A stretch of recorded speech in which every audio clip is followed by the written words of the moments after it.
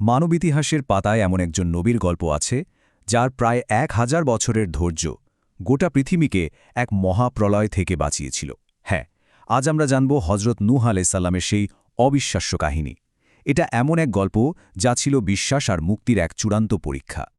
একবার ভাবুন তো, একজন মানুষ প্রায় ১,০০০ বছর ধরে একটা জাতিকে ভালো পথে ডাকার চেষ্টা করে যাচ্ছেন, আর বিনিময়ে কি পাচ্ছেন? শুধুই উপহাস আর ঠাট্টা। তো কিভাবে সেই অবিচল ধৈর্যই শেষ পর্যন্ত পুরো মানবজাতিকে রক্ষা করল? এই কাহিনীর শুরুটা কিন্তু হয়েছিল অনেক অনেক আগে। তাহলে চলুন শুরু করা যাক প্রথম পর্ব দিয়ে, এক দীর্ঘ আহ্বান। আচ্ছা, গল্পের শুরুটা হয়েছিল এমন এক সময়ে যখন মানুষ তার সৃষ্টিকর্তাকে প্রায় ভুলেই গিয়েছিল। চারদিকে ছিল শুধু মূর্তি পূজা।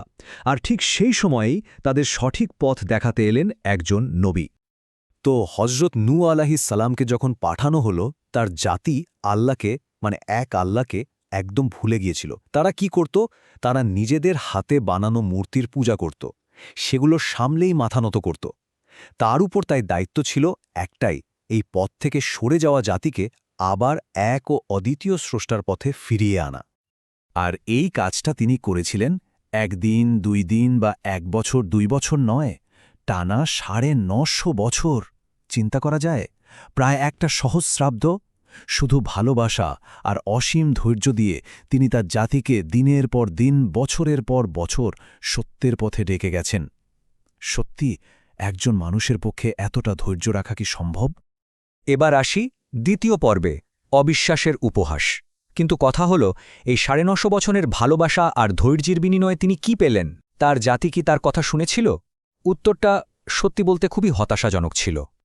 ভাবা যায়, প্রায় ১,০০০ বছরের অক্লান্ত চেষ্টার পর তার ডাকে সাড়া দিল মাত্র হাতে গোনা কয়েকজন মানুষ। মাত্র কয়েকজন। আর বাকি সবাই? পুরো জাতি তাকে সরাসরি প্রত্যাখ্যান করল। ব্যাপারটা ছিল এমন, একদিকে হজরত নূহ আলাহ ধৈর্য আর ভালোবাসা দিয়ে ডাকছেন, আর অন্যদিকে তার জাতি তাকে নিয়ে উপহাস করছে, অবিশ্বাস করছে। তিনি যখনই সত্যের কথা বলতেন, অমনি তারা বিদ্রূপ করে মুখ ঘুরিয়ে নিত, এমনকি তাকে পাগল বলেও ঠাট্টামস্করা করত। এরপর গল্পের তৃতীয় পর্ব, মুক্তির তরী নির্মাণ। যখন ৯৫০ বছরের আহ্বান প্রায় ব্যর্থ হয়ে গেল, ঠিক তখনই আল্লাহর পক্ষ থেকে এক নতুন নির্দেশ এলো। এমন একটা নির্দেশ যা এই পুরো কাহিনীর মোড় ঘুরিয়ে দিতে যাচ্ছিল। ৯৫০ বছর পর, যখন মনে হচ্ছিল আর কোনো আশাই বাকি নেই, তখন আল্লাহর কাছ থেকে এক অদ্ভুত নির্দেশ এলো। নির্দেশটা কি?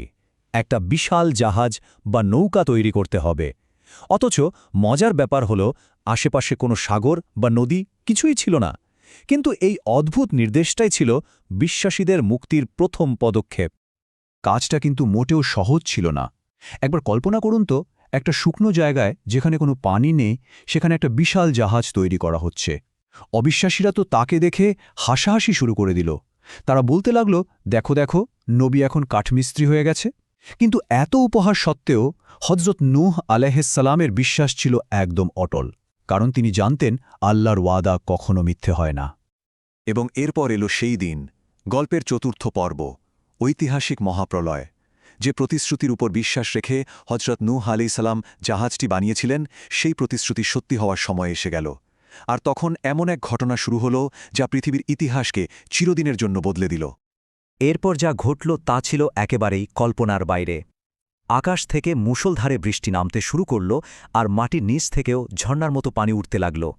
কিছুক্ষণের মধ্যেই আকাশ আর পৃথিবীর পানি মিলেমিশে এক ভয়ঙ্কর মহাপ্লাবনের রূপ নিল, যা চোখের পলকে চারপাশের সবকিছুকে গ্রাস করে ফেলল। এই বিশাল ধ্বংসযজ্ঞের মধ্যে একমাত্র নিরাপদ আশ্রয় ছিল ওই জাহাজটি। কারা ছিল সেই জাহাজে? ছিলেন হজরত নূহ আলাইহিসসালাম নিজে, তার সাথে সেই হাতে গোনা কয়েকজন বিশ্বাসী মানুষ, আর আল্লাহর নির্দেশে তুলে নেয়া প্রত্যেক প্রাণীর একজোড়া করে। সবশেষে গল্পের পঞ্চম পর্ব, নতুন সূচনা এবং শিক্ষা। তো এই মহাপ্রলয়ের পর পৃথিবীর কি হল, আর এই পুরো ঘটনাটা থেকে আমাদের জন্য কি শিক্ষা রয়ে গেল? অবশেষে আল্লাহর দয়ায় সেই ভয়ঙ্কর প্লাবন থেমে গেল। জাহাজটি জুদি নামের এক পাহাড়ের ওপর এসে নিরাপদে থামল। আর সেই জাহাজের অল্প কয়েকজন যাত্রী থেকেই পৃথিবীতে আবারও মানব সভ্যতার এক নতুন অধ্যায় শুরু হল। আসলে হজরত নূহ আলাইহিসসালামের জীবন থেকে সবচেয়ে বড় শিক্ষা এটাই, শত বাধা বিপত্তি, মানুষের উপহাস আর সব রকম প্রতিকূলতার মধ্যেও ধৈর্য ধরে রাখা, সত্যের পথে একদম অটল থাকা আর একমাত্র আল্লাহর উপর পুরোপুরি ভরসা করা, এটাই হলো সত্যিকারের সাফল্যের মূল চাবিকাঠি। আর শেষ করার আগে একটা প্রশ্ন রেখে যেতে চাই সবার ভাবনার জন্য। হজরত নূহ আলাইসালামের এই কাহিনী থেকে পাওয়া কোন শিক্ষাটা আজকের এই পৃথিবীতে সবচেয়ে বেশি জরুরি বলে মনে হয়? সেটা কি ধৈর্য, নাকি বিশ্বাস, নাকি সত্যের উপর অবিচল থাকা? এর উত্তরটা হয়তো আমাদের প্রত্যেককেই নিজের ভেতর খুঁজে নিতে হবে।